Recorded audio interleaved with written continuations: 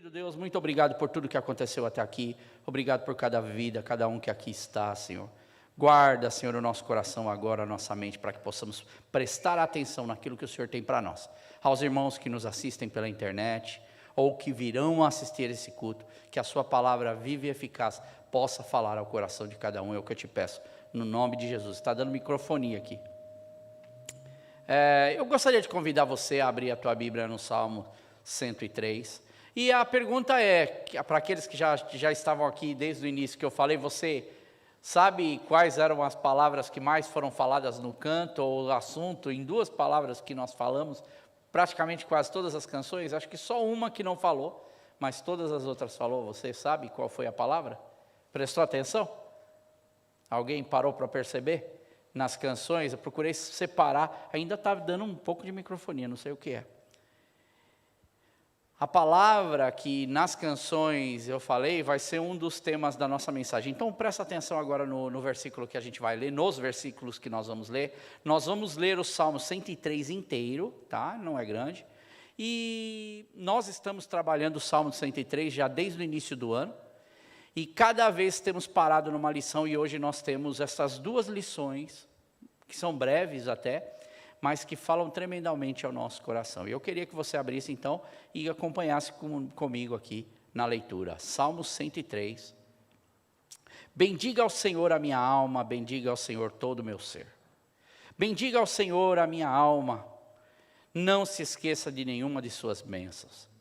É Ele que perdoa todos os seus pecados e cura todas as suas doenças, que resgata a sua vida da sepultura e o coroa de bondade e compaixão, que enche de bens a sua existência, de modo que a sua juventude se renova como a águia.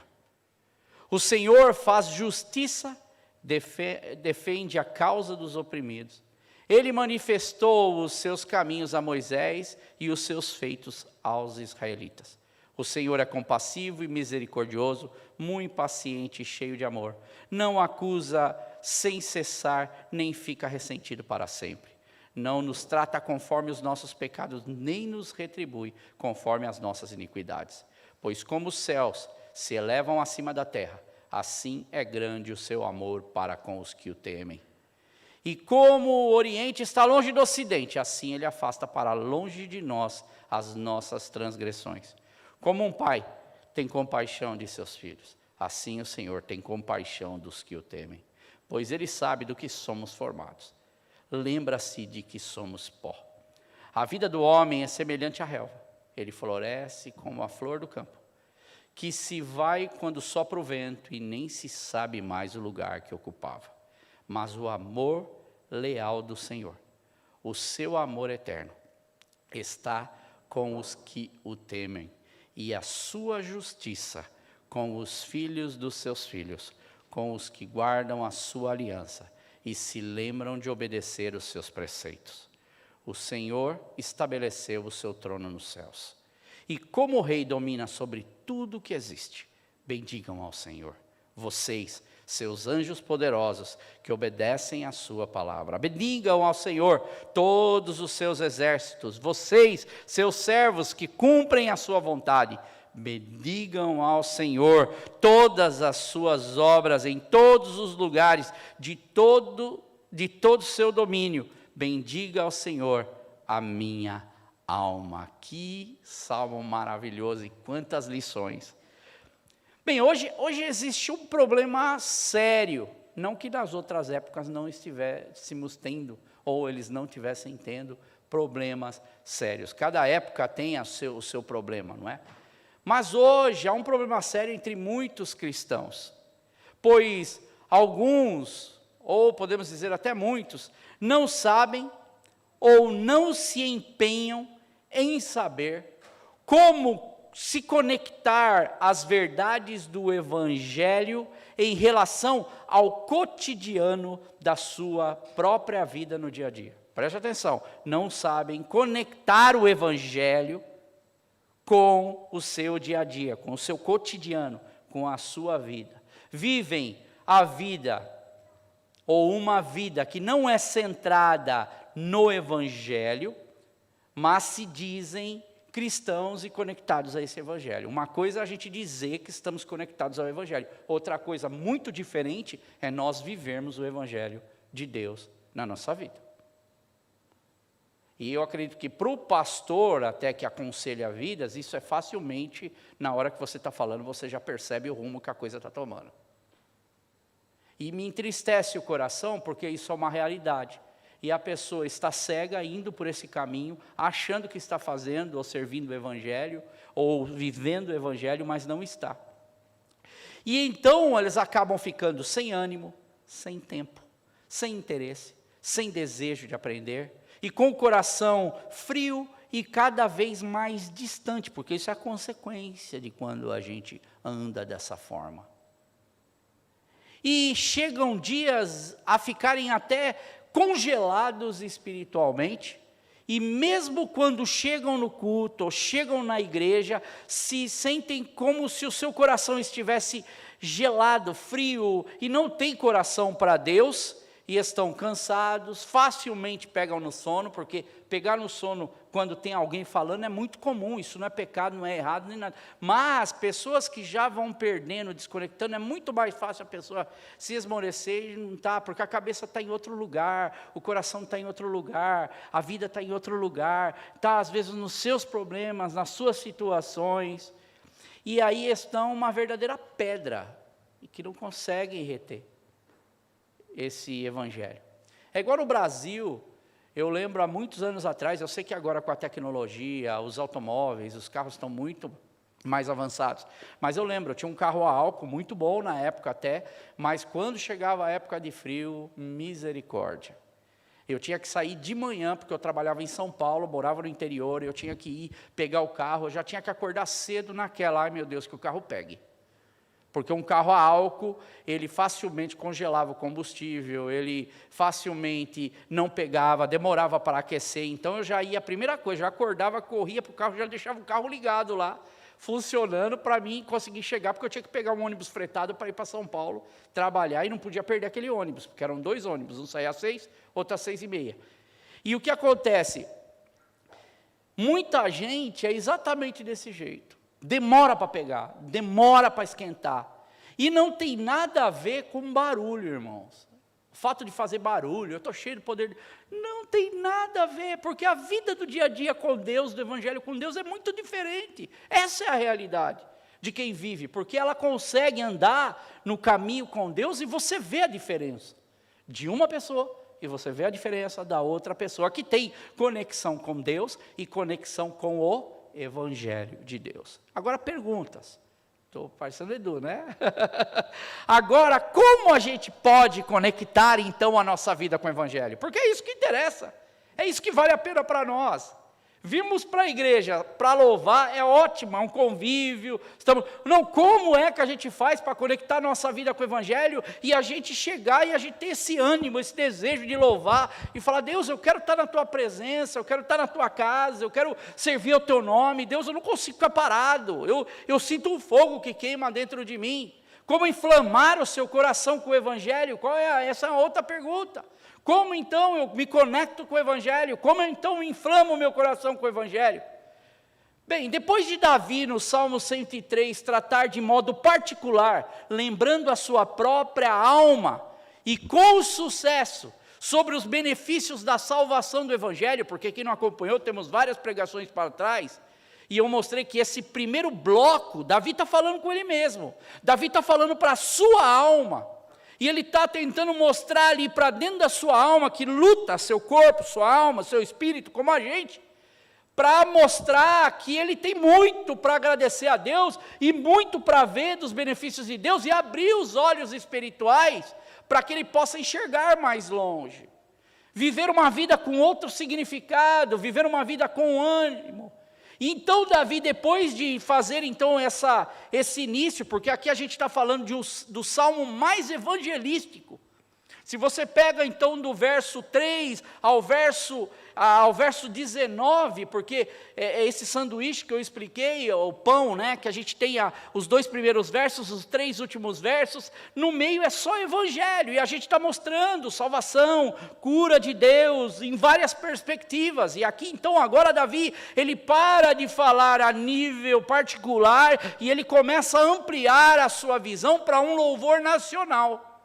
Ele amplia a sua visão para o povo, porque ele sabe que ele tem um povo que o segue também como rei, ele tem um talento, um dom de Deus para fazer esses salmos lindíssimos e mostrar para as pessoas algo que vai ser de grande benefício. Hoje a gente parou para falar do salmo que Davi escreveu 3.000 anos atrás.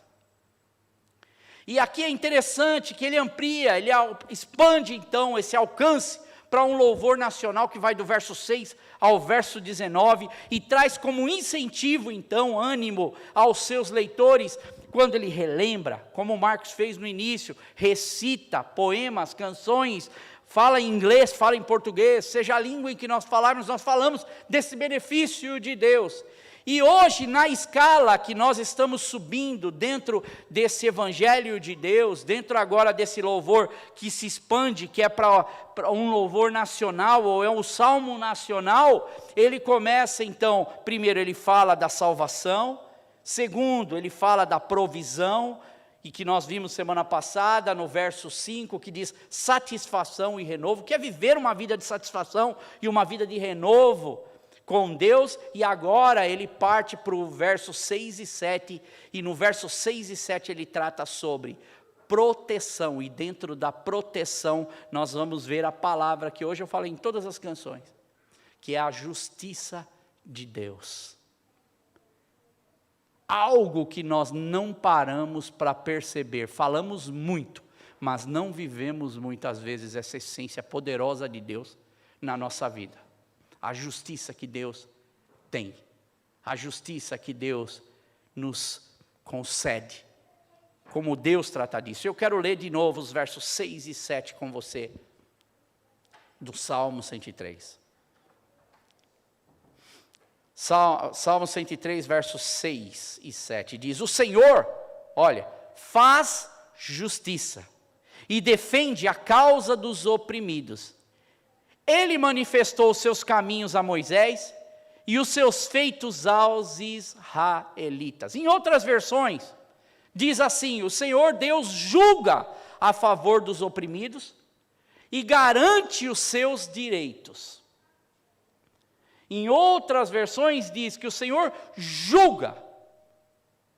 No hebraico seria como retidão, como justiça, como direitos, e também como julgamento, quando Deus, ou quando o juiz dá a ordem, o veredito final, e ele determina que algo seja cumprido, ou quando a decisão ela é feita por Deus, ou pelo juiz. É o peso dessas palavras, ou desse salmo, que a gente está lendo nesse verso, a justiça e a defesa de Deus, a proteção de Deus. Como é que isso funciona na nossa vida? Davi, ele está dizendo aqui, você não está, primeiramente, sozinho nesse mundo. Irmãos, como servo de Deus, como ele, como servo de Deus, não só por experiência própria, mas por experiência que ele está passando, ele está dizendo assim, que nós não estamos, a nação de Israel, nós como nação também de Deus, povo eleito do Senhor, nós não estamos sozinhos nesse mundo. Você, eu, não estamos sozinhos, porque Deus, Ele está com o seu povo. E aqui isso soa como uma lembrança aos seus leitores, de que Moisés, aqui, se você leu os 2 versos, diz, e os filhos também de Israel, que eles viram a movimentação, o socorro, a defesa de Deus, quando eles estavam sendo oprimidos. Davi, ele começa a puxar e exercitar a lembrança, a memória das pessoas para aquilo que Deus estava fazendo, ou que Deus já havia feito na vida da própria geração deles. Eles viram a justiça, eles viram a retidão de Deus com o seu povo, Literalmente aqui a justiça e o julgamento de Deus, como Deus, ele manda a sentença, quando Deus ordena. No episódio, você lembra quando Moisés, ele vai até o Horebe, ele está apacentando ovelhas ali, lá em Êxodo no capítulo 3. Quando ele está apacentando as ovelhas, ele repara assim num arbusto ali, a sarça, e ele repara que a sarça está pegando fogo. E o fogo da sarça não consome aquela... Ele percebe que existe algo de diferente. Então o que ele faz? Ele vai até lá, ele começa a se aproximar. E nos versos 4 a 8 do capítulo 3 de Êxodo, diz que o Senhor viu quando ele estava se aproximando para observar, e então do meio da sarça, Deus chamou. Deus disse para Moisés, Moisés. E Moisés, quando ele ouve, ele responde a Deus, eis-me aqui. Mas nos versos que se seguem dizem, então disse Deus, não se aproxima, Moisés, tire as sandálias dos seus pés, pois o lugar em que você está é terra santa. E aí Deus continua dizendo para ele, eu sou o Deus de seu pai, Deus de Abraão, Deus de Isaque e o Deus de Jacó, eu sou o Deus da sua geração. Eu sou o Deus da geração desse povo, dos patriarcas aqui. E então ele continua dizendo, o texto continua dizendo que Moisés, quando ele ouve Deus falar, ele cobriu o rosto, pois ele teve medo de olhar para Deus, percebe? Primeiro contato dele com Deus, a gente está falando de uma época que a gente não tem essa informação que a gente tem hoje. E ali ele tem medo. De que figura é essa? O que está acontecendo? Esse contato novo com Deus.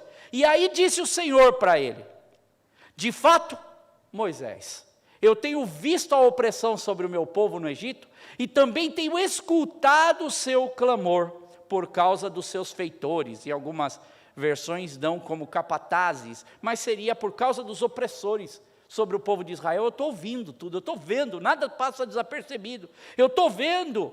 E eu desci agora, ele diz, para livrá-los das mãos dos egípcios e tirá-los daqui para uma terra boa e vasta, aonde mana leite e mel. Deus está tomando uma atitude, Deus está ouvindo dentro da sua retidão, dentro da sua justiça, dentro da sua misericórdia e dentro do seu amor.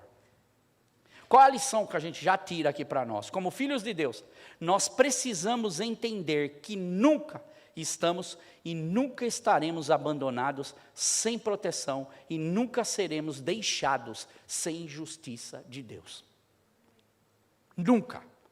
Porém, precisamos tomar cuidado como é que nós entendemos essa justiça de Deus, porque senão nós pegamos a mão de Deus e nós dobramos ela na nossa cabeça e fazemos Deus querer fazer aquilo que a gente acha que Ele tem que fazer.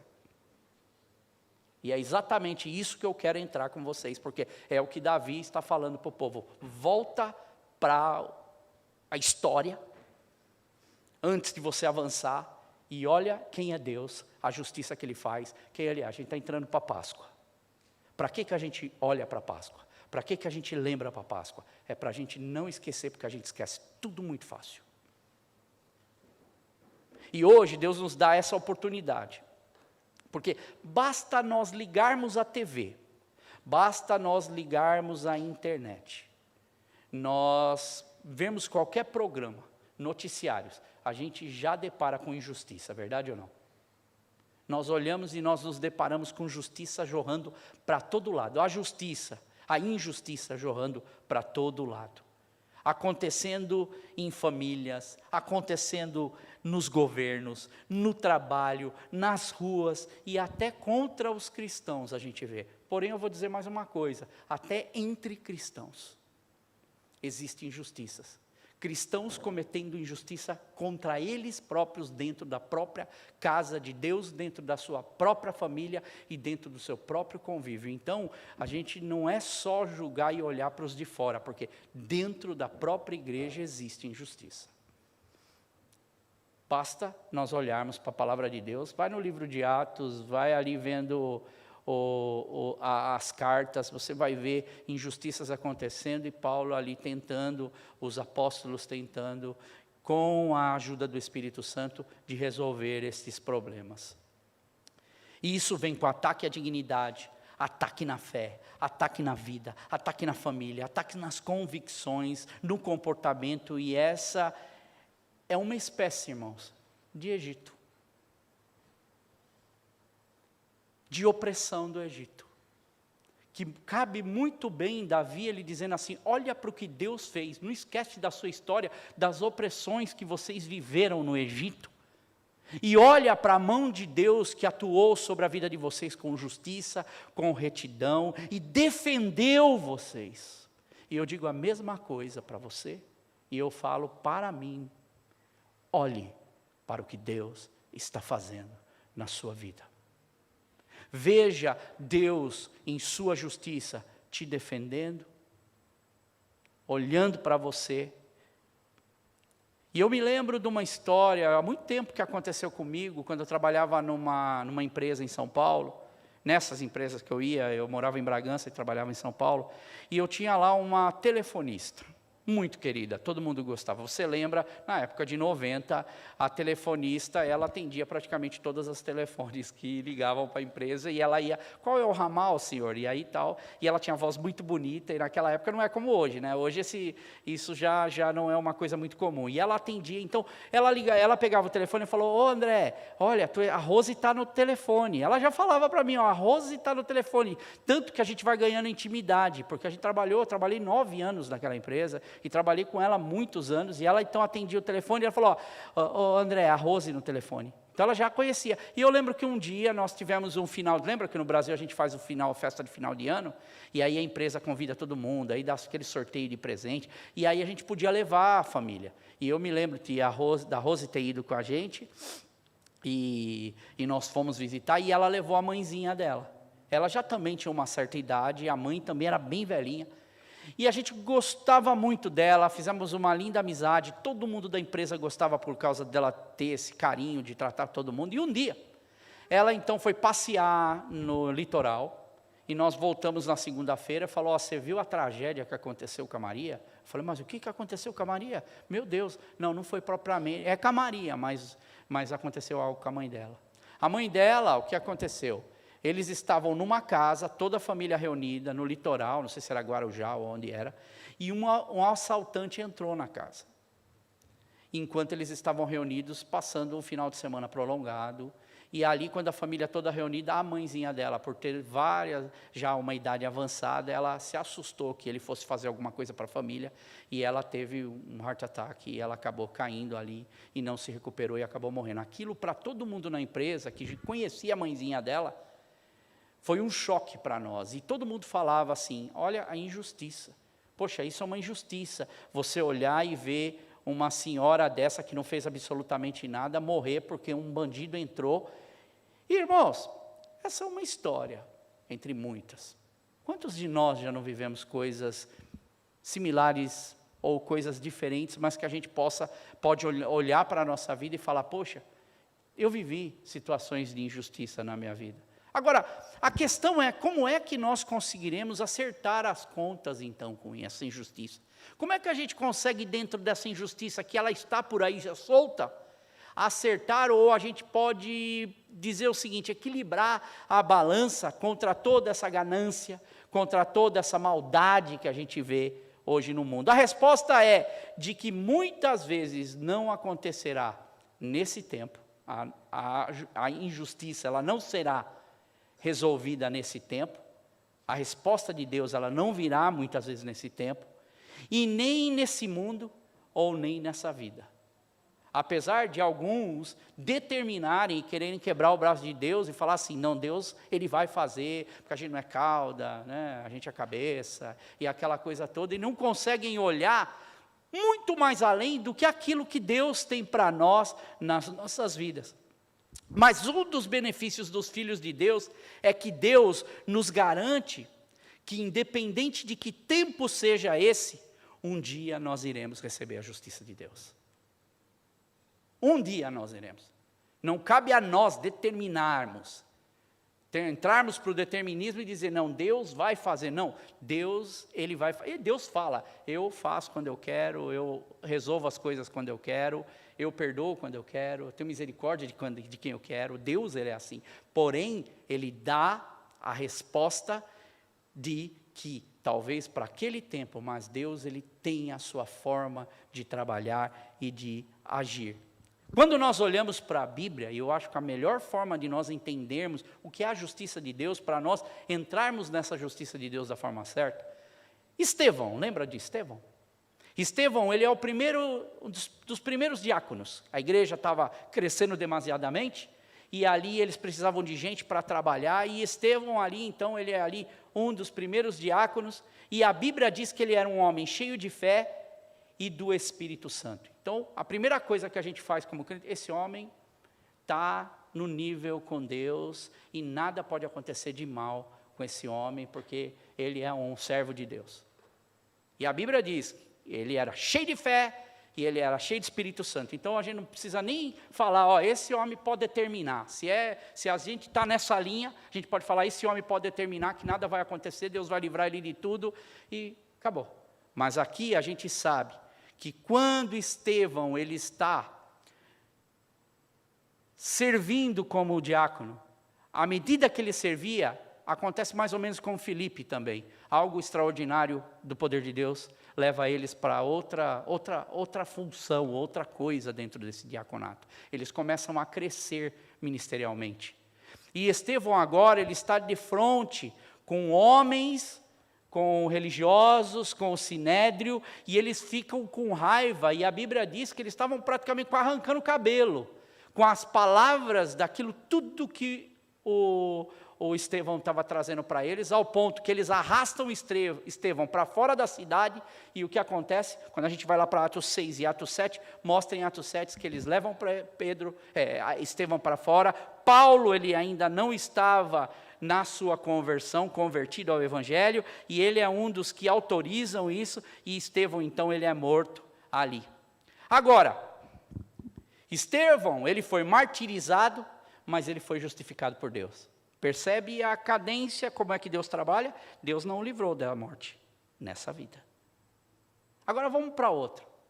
Tiago, irmão de João. Que pena de João. Quando eu olhei isso, eu não fiquei com pena de Tiago, eu fiquei com pena de João. Porque quem fica é que sofre.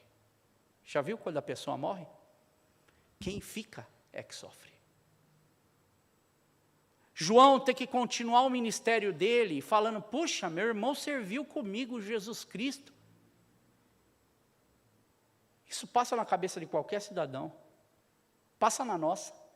Cadê a justiça de Deus? Deus, o Senhor tinha que colocar uma blindagem nele e não permitir que nada acontecesse mal. O que acontece? O texto diz, lá em Atos 12, que Herodes, o filho de Herodes o Grande, ele estava sedento, e ele viu que ele, perseguindo os cristãos, estava caindo na graça do povo, dos judeus. E aí ele vai e manda matar quem? Tiago. Não, Deus, não deixa acontecer isso, porque Tiago é um apóstolo. Tiago tem muito para fazer. Perder Tiago, a gente perdeu um nome grande. Mas a Bíblia diz que ele foi martirizado e ele foi justificado por Deus. E junto com eles, quando a gente vai continuando a ler o texto, outros como Pedro, outros como o próprio Paulo que se converte, outros serão mortos pelo Evangelho, por causa do Evangelho, mortos pela causa de Jesus, mas Deus irá justificá-los. A justiça de Deus não vai tardar para estes homens e mulheres de Deus. Ela não vem, talvez, nessa vida, até o ponto que a gente acha que ela não venha. Até o ponto que o nosso entendimento pense, poxa, por que aquela pessoa foi morrer? Por que Deus permitiu isso? Por que acontece isso na vida da pessoa? Por que essa injustiça? Mas quando a gente começa a olhar para a história, nós começamos a perceber do plano de Deus, da justiça de Deus, da retidão de Deus, da misericórdia de Deus. João 16:33, Jesus ele diz assim, eu disse essas coisas para que em mim vocês tenham paz. Eu gosto dessa palavra, eu gosto de falar paz, paz. Porque muitas vezes a gente fala paz, a gente fala aquilo que o nosso coração está, sem paz. Mas a gente fala essa palavra, mas ele fala aqui, para que nós tenhamos paz. E ele continua dizendo, no mundo tereis aflições, contudo, tenham bom ânimo. O benefício, meu irmão, não é de que nós temos essa justiça de Deus, essa proteção de Deus, como um escudo blindado, de uma forma que a gente vê o evangelho de Deus sendo vendido por aí. Eu digo para vocês, isso é raso, isso é provisório, ajuda no momento para a pessoa sair e dizer, eu estou bem, e outra, prejudica, porque a pessoa ela acha que saindo em nome de Deus, ela pode fazer tudo o que ela quer.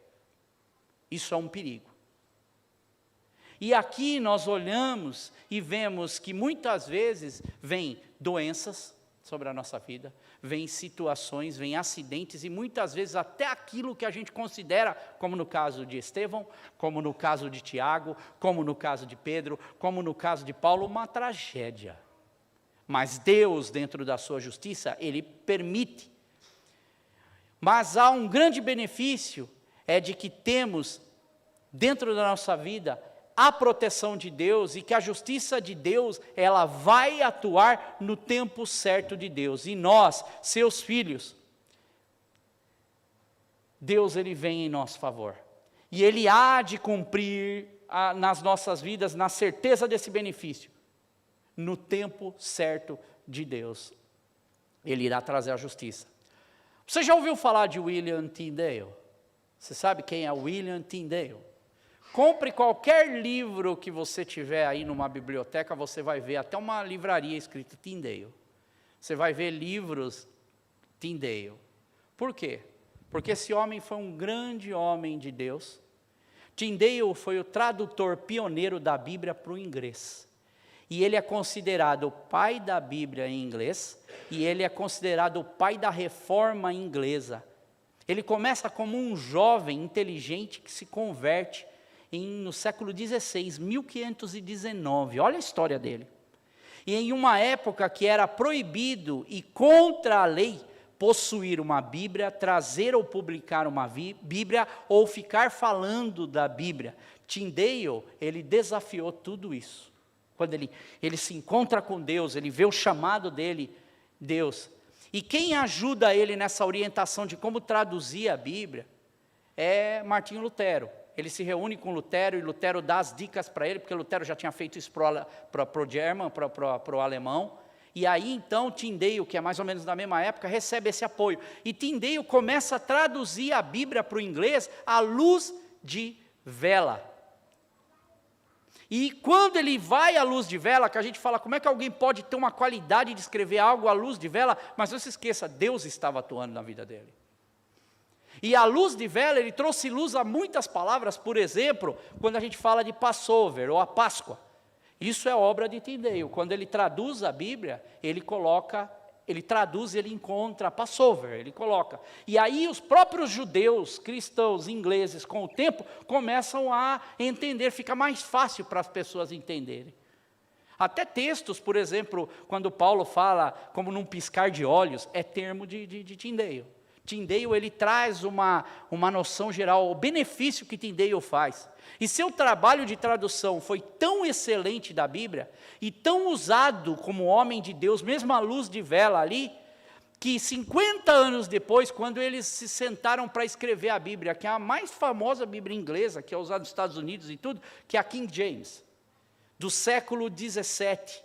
A King James, quando homens sentaram para escrever, eles levaram em consideração, e alguns chegam a dizer que 90% da Bíblia da King James é de obra do Tyndale. Imagina, gente, você parar uma pessoa só, sentar, e hoje a gente fala, a King James, que é uma baita de uma Bíblia que a gente fala, esse homem foi usado por Deus, a equipe ficou chocada com a fidelidade da tradução dele. E aí a gente fala, poxa, servo de Deus. Agora, ele é referido no Fox Book of Martyrs, que é um livro que fala das pessoas que morreram pelo Evangelho. E aí a gente fala, poxa, foi injustiçado, não deveria ter morrido. Tyndale, só um pedacinho da sua história, ele foi pego transportando cópias da Bíblia por um rio. Ele teve que sair fora daqui, ele morou em Bruxelas, ele morou na Antuérpia, na Europa, e ele começou então a fazer cópias dessas Bíblias. E eles desciam pelos rios entregando. E tinham pessoas que davam dinheiro para abençoar isso. Mas tinha um Judas no meio da vida de Tyndale. E esse Judas que tinha dado dinheiro para ele ficou com o coração no dinheiro, porque ele tinha dado já muito dinheiro para fazer as Bíblias. E aí esse Judas acabou bolando um jeito e entregou Tyndale um dia, quando ele estava indo para fazer suas Bíblias. E acabou sendo julgado então por um tribunal rigoroso. Só que foi interessante, porque quando eles compraram todas as Bíblias que Tyndale tinha feito, porque eles não queriam que as pessoas tivessem acesso à Bíblia. Olha a importância do que ele fez. Ele deu esse acesso às pessoas da Bíblia. Quando então ele pega esse acesso da Bíblia, quando eles compram essas edições da Bíblia, as pessoas que conseguiram esse dinheiro, essa manutenção desse dinheiro, eles usaram para fazer uma segunda edição ainda melhor do que a primeira. Vê que o tiro sai até pela culatra. Mas Tyndale, ele acaba sendo pego, então ele acaba sendo julgado, então ele leva sendo acorrentado, e antes dele ser morto ali, ele diz, na sua vida, ele diz que o que chamamos de evangelho? Evangelion é uma palavra grega que significa boas, felizes, contentes e alegres notícias que tornam o coração de um homem alegre e fazem com que ele cante, dance e salte de alegria. E Tyndale, ele é levado então, ele é amarrado a um poste de madeira, e ali então, com uma corda no seu pescoço, eles estrangulam Tyndale, eles queimam o corpo de Tyndale do lado de fora do castelo, e ele é julgado em Bruxelas, dia 6/10 de 1536, século XVI, e ainda para não dizer que não foram injustos com ele, pegaram o seu corpo, tacaram pólvora no seu corpo e ainda explodiram o corpo dele. Quando a gente olha, a gente fala, Deus, não é possível que o Senhor permitiu isso. Não é possível que Deus, na justiça dele, ele tenha permitido isso acontecer com a vida de Tyndale. Irmãos, não é exatamente igual ao nosso pensamento quando acontece algo contra a nossa família, contra as pessoas que a gente ama, e a gente fala assim, Deus, por que o Senhor permitiu, por que isso veio acontecer? Deus, isso é uma injustiça, isso não deveria ter acontecido. Agora, quando eu li esses textos e vi esses homens de Deus, e via Davi falando que ele é um Deus de justiça, e mandava os israelitas olhar para trás e olharem esse Deus, o que ele faz, as maravilhas que ele faz, me veio à mente um texto, e nesse texto eu termino aqui, que é Hebreus no capítulo 11, que nos dá uma grande referência do que é um herói de fé e o que é a justiça de Deus para aqueles que servem o seu nome. Hebreus no capítulo 11 diz o seguinte, versículos que você conhece, eu vou ler até o verso 3, diz assim, ora, a fé é o quê? A certeza daquilo que esperamos e a prova das coisas que não vemos. Usamos esse versículo para dizer o quê? Deus, o Senhor vai fazer. Agora leu a sequência do versículo. O versículo diz, pois foi por meio dela que os antigos receberam bom testemunho. Agora, olha para a história antiga, olha para muitos homens de Deus, equipara e vê o fim de alguns deles por causa da causa de Deus. E aí ele diz assim, pela fé, nós entendemos que o universo foi formado pela mão de Deus. De modo que o que se vê não foi feito do que é visível. A gente sabe que Deus, ele fez com o poder da palavra. E muitos desses antigos aqui não viram em vida o resultado dessa promessa, mas isso lhes foi garantida por Deus pela fé. Abel, no texto de Hebreus, fala vários nomes, eu peguei alguns. Abel, por um ato de fé, ele apresentou a Deus um sacrifício melhor do que Caim. Você conhece a história de Caim e Abel. Foi aquilo que Abel acreditava e não aquilo que ele trouxe que fez a diferença da vida de Abel. Pelo que Deus observou Abel, pôde aprová-lo e considerá-lo como justo. Ele viu isso em Abel, não só pela oferta, mas ele viu o coração de Abel, ele viu a atitude naquilo que Abel acreditava que ele apresenta a Deus. E após todos esses séculos, aquela fé continua a chamar nossa atenção. Após todos aqueles séculos, a gente olha para Abel e a gente vê que quando nós falamos, poxa, é uma injustiça, Mas nós olhamos e nós vemos a justiça de Deus continuando e falando através de Abel. Quando a gente segue, o texto diz Enoque. Enoque, por um ato de fé, ele escapou da morte. Eles o procuraram e não o encontraram, pois Deus o tinha tomado. Sabemos, com base no testemunho confiável, o texto vai dizendo, que antes dele ser tomado, ele agradou a Deus. Deus se agrada desse homem. E aí vem o verso 6 de Hebreus 11, que diz: sem fé é impossível agradar a Deus, pois quem dele se aproxima, precisa crer que ele existe e que recompensa aqueles que o buscam. Percebe o que é fé? É crer em Deus, nos aproximarmos de Deus, crermos que Ele existe e é Ele quem recompensa, mesmo quando nós pensamos, isso é uma injustiça. Noé, a história de Noé é fantástica. É uma das pregações que eu tenho já em mente para fazer Noé. E Noé, ele pela fé construiu uma arca, e ele construiu uma arca com terra seca, num tempo que era novidade do que ia acontecer, que ele havia sido avisado, e que ele não tinha visto aquilo que ia acontecer até aquele tempo, a Bíblia diz. Ele agiu apenas obedecendo a Deus, com base no que foi dito a ele, e o resultado disso é que a sua família foi salva, foi resgatada. Eugene Peterson, na Bíblia a Mensagem, ele coloca assim: seu ato de fé estabeleceu uma linha divisória entre a maldade do mundo descrente e a justiça do mundo que ele cria. Olha, nós vemos que o mundo que a gente vive é um mundo descrente, mas Deus, ele tem poder de criar, de trabalhar em sua justiça. E como consequência, Hebreus, no capítulo 11, verso 7, ainda diz assim: assim, ele condenou o mundo e se tornou herdeiro da justiça que vem da fé. Noé tornou-se íntimo de Deus. Agora a gente olha, foi fácil a vida para Noé? Ter ficado todo aquele tempo, 1 ano praticamente na arca, ter feito tudo, ter deixado a sua vida por anos para seguir, ter visto tudo que ele viu, acompanhado o sofrimento do mundo que não obedeceu a Deus, ter que condenar o mundo.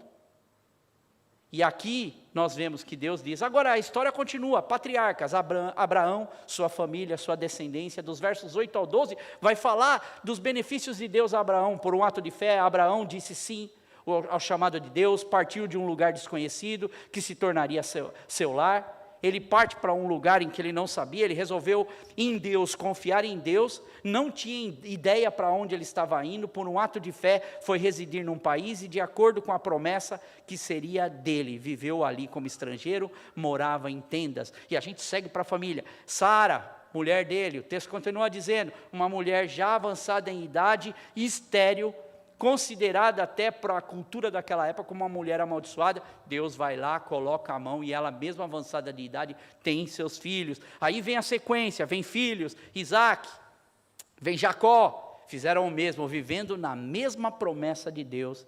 Hebreus 11, 12 diz, assim daquele homem que já sem vitalidade, originaram-se descendentes tão numerosos como estrelas do céu e tão incontáveis como a areia da praia do mar. E aqui nós vemos que em Hebreus, no capítulo 11, versos 13 a 16, diz, todos ainda, estes, viveram pela fé e morreram sem receber o que tinha sido prometido. Viram-nas de longe e de longe saudaram-as, reconhecendo que eles eram estrangeiros e peregrinos nessa terra. Os que assim falam, mostram que estão buscando uma pátria.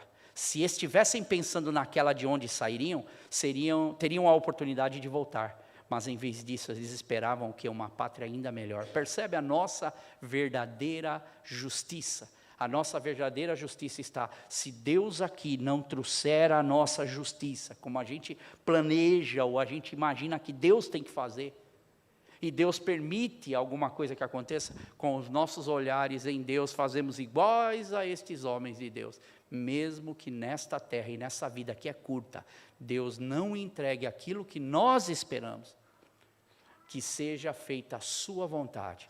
Olha para a história de Tyndale.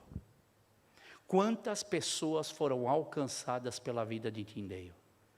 Uma nação inteira foi alcançada por causa de seu sacrifício pela causa de Jesus. A injustiça que nós às vezes achamos, em Deus, ela é completamente um outro nível. Deus, Ele olha para a nossa eternidade com Ele. Deus, Ele olha para a nossa vida na sua totalidade com Deus. E no Salmo 103, versos 17 e 18 que eu li, é interessante porque Davi lá no Salmo 6 e 7, ele fala sobre essa justiça e ele fala que Deus defende, não do jeito que a gente pensa.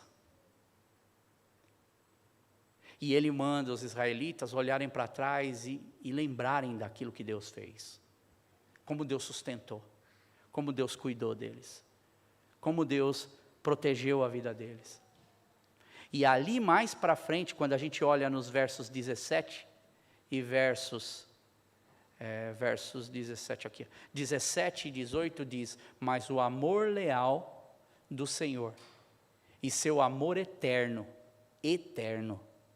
está com os que o temem, e a sua justiça com os seus filhos, com os filhos dos seus filhos. E verso 18 diz: com os que aguardam a sua aliança, com os que guardam a sua aliança, e se lembram de obedecer aos seus preceitos. Que nós possamos ter a mesma mentalidade, olhando para a nossa vida, que a justiça de Deus, ela não é aquilo que a gente quer, mas a justiça de Deus é aquilo que acontece na nossa vida quando nós caminhamos com Deus e nós vamos entendendo o chamado de Deus. E aí eu volto a dizer, a gente queima por dentro. Nós queimamos por dentro como Tyndale, nós queimamos por dentro como Estevão, nós queimamos por dentro como Pedro, nós queimamos por dentro como Paulo, dentro da nossa vida, da nossa época. E o Evangelho começa a ter um outro significado no nosso cotidiano e na nossa vida. Porque ter o Evangelho do Deus que a gente quer que Ele seja para nós é uma coisa, mas viver o Evangelho de Deus, que a gente é aquilo que Deus quer que nós sejamos, é completamente diferente. E viver essa maturidade, meus irmãos, em Deus não é fácil. Volto para João, vendo seu irmão encerrar o seu caminhar ali. Os dois com certeza tinham muitos projetos juntos. Tinham muitos projetos para seguir. Às vezes a gente não para pensar. Olha para João, é o único dos apóstolos que não morre no sentido de martirizado. Mas não que a vida dele foi fácil. A vida dele foi muito difícil. Mas Deus também trabalhou a sua justiça na vida dele. Deus, Ele quer sim trazer justiça para nós. Em algumas vezes, Deus vai fazer isso aqui na terra. Outras, não. Mas nós precisamos ter certeza de que aquilo que a gente chama de injustiça, Deus usa para o seu bom propósito. Deus usa para a sua glória. Deus usa para alcançar vidas. Deus usa para fazer como Tyndale. Deus usa para fazer como Estevão. Deus usa para fazer como os homens e mulheres de Deus, que continuam falando, sua morte continua gritando ainda alto a glória de Deus. Que Deus cuide das nossas vidas, para que nós possamos ser servos de Deus, dentro daquilo que Deus tem para nós, e que Deus possa cuidar de nós, dos nossos filhos. Hoje a canção que a gente cantou fala sobre isso, que o Senhor te abençoe, abençoe sua geração, seus filhos, te cerque para a direita, mas isso não é uma mandinga, isso é confiança.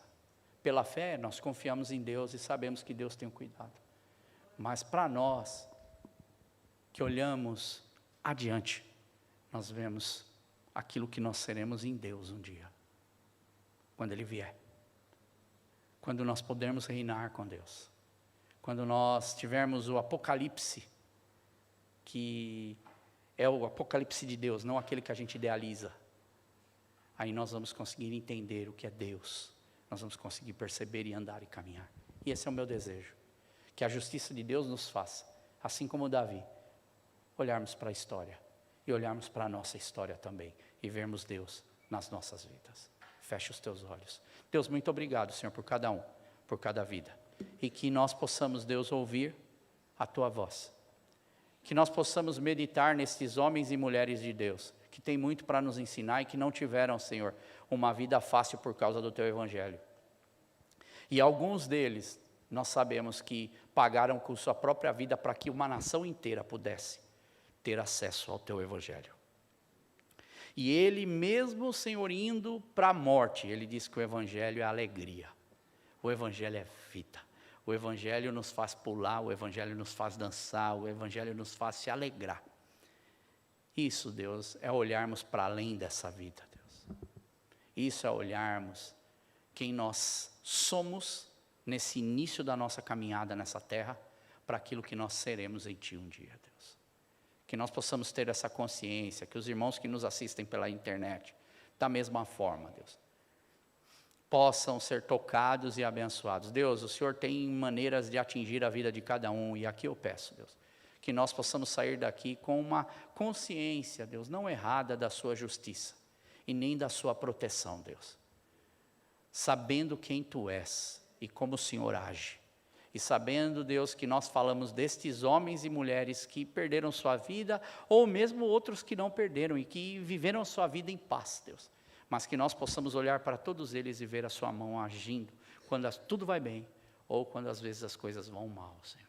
E eu te peço, que isso seja, Deus, para o nosso ânimo, para o nosso coração, um incentivo, para que a gente continue seguindo, independente, Deus, daquilo que nós vivemos, porque o Senhor há de fazer justiça para os seus filhos. Muito obrigado, Deus. Guarde as nossas vidas, as nossas casas, cada coração aqui, é o que eu te peço. No nome de Jesus. Amém, amém. Bem, Deus abençoe você, aos irmãos que nos visitam. Pastor, qual que é o seu nome, pastor? José veio para ficar quanto tempo aqui? Ah, que bom, que bom. Amém. Não vão embora, a gente tem um momento aqui atrás, não vai embora, viu, William? Espera ficar com eles aí. A gente tem um momento aqui atrás, vocês são muito bem-vindos. Deus abençoe as vossas vidas, que vocês tenham um tempo aqui muito gostoso em Londres. E que nós possamos sair daqui também abençoados pelo Senhor. E eu quero só dar mais um aviso. O último aviso a gente encerra. Eu estou com esse projeto então do Sermão do Monte, que eu já tenho anunciado, que agora eu já comecei a gravar. E eu vou estar colocando semanalmente, não são episódios longos, são episódios, está dando 25 a 30 minutos mais ou menos, e eu vou estar colocando então toda quarta-feira, então provavelmente eu começo a colocar no início de março, eu só estou terminando de editar, não é, deixar uns 3 prontos, já edito e vou colocando. Então se você tem interesse de fazer, será um estudo mesmo bem profundo e pausado. Eu estou usando livros, inclusive um sermão, de 1956, de Martin Lloyd-Jones, que eu quero ver se eu consigo até gravar na igreja, que aqui na Inglaterra, que foi um dos sermões que eles consideram ser um dos sermões mais, é um livrão assim, mas muito bom, muito gostoso, e alguns outros autores britânicos também bem interessantes, com muita experiência de vida, e que tem muito para nos ensinar. Então eu vou estar trazendo esse Sermão do Monte, assim, de uma forma bem dinâmica, nos fazendo parar para pensar, nos fazendo viver, porque esse é o sermão mais importante que a gente olha de Jesus. Então esse é um sermão que em Mateus são 3 capítulos, Mateus 5, 6 e 7. E lá nós vamos estar trazendo toda essa noção. Então a gente está fazendo bem devagar, é um estudo, para que a gente possa aplicar para a nossa vida, pegar a vida desses homens, fazer igual a gente fez com João hoje, né? Que você vai para casa hoje pensando, puxa, eu nunca tinha parado para pensar em João, eu penso no Tiago que morreu, mas e o João que ficou? Que teve que continuar o ministério dele com o irmão dele. Então, no Sermão do Monte, existem muitas histórias de vida, muitas coisas que Jesus está contando daquela época, e que para nós precisamos migrar isso para o nosso tempo e tirar lições disso para o nosso dia a dia. Então, que nós possamos fazer isso, separe, começa já a falar assim para Deus, Deus, na quarta-feira, é rápido, eu vou poder estar, e lá eu vou dar algumas dicas de como você fazer isso, então vá criando isso, e você também ajude, escute, assista, está sendo feito com muito carinho, e também divulgue para que a gente possa alcançar outras vidas, porque ali está sendo pregado o Evangelho, está sendo pregado a Palavra de Deus. Nós precisamos fazer a nossa parte. É tão fácil hoje, a gente divulga tanto vídeo, verdade ou não? gente vai lá e faz share de tanto vídeo.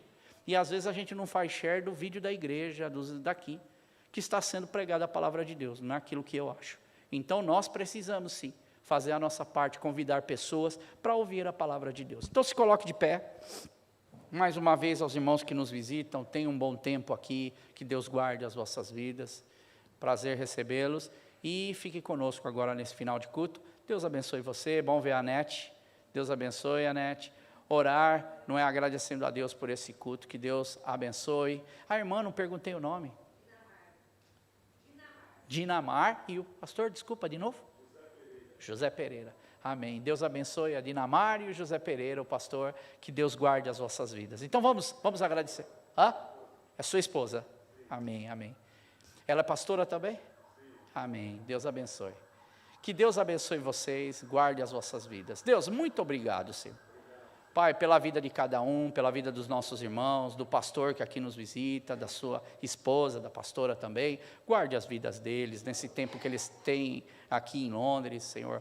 Pai, que eles possam aproveitar, livra eles de todo mal, Senhor. Abre, Senhor, portas para ele, para que eles possam, Senhor, ter esse momento como um momento bom, gostoso, um momento, Senhor, Pai, de muito proveito, nessa nação que é tão linda e tão abençoada, Senhor. Pai, no nome de Jesus, que o Senhor também guarde a vida de cada um dos nossos irmãos, Senhor, das nossas crianças, dos nossos afazeres. Guarda, Senhor, os nossos trabalhos, as escolas, Deus. E, Senhor, cuida desse governo, desse momento que a gente vive nesse país e nos outros também, que é um momento, Senhor, pós-Covid, um momento pós-crise e um momento ainda de guerra, Senhor. Pai, que nós estamos enfrentando, e isso afeta, Senhor, muita gente. Por isso eu te peço, Deus, cuida, Senhor. Pai, de todas as nossas necessidades, nos ajuda como igreja, guarda a vida de cada um e que nós possamos continuar firmes, Senhor. Pai, seguindo no Teu Evangelho e entendendo o Teu Evangelho, Senhor, da forma correta e para vivermos, Deus, o melhor que o Senhor tem para a nossa vida.